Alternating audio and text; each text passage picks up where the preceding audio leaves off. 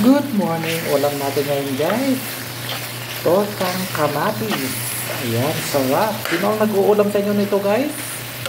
Diba? Napakasarap ito guys. Tortang kamatis.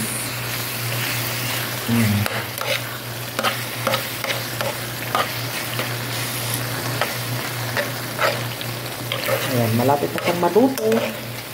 Yan na ang aking agahan. Sapat na yan sa akin guys. Hindi ako mapili sa ulam. As you can see, napakasarap yung pagkaluto, oh. Diba? Sino ang nag-uulam sa inyo nito, guys? Mga OFW, mga taga-probinsya. Ano?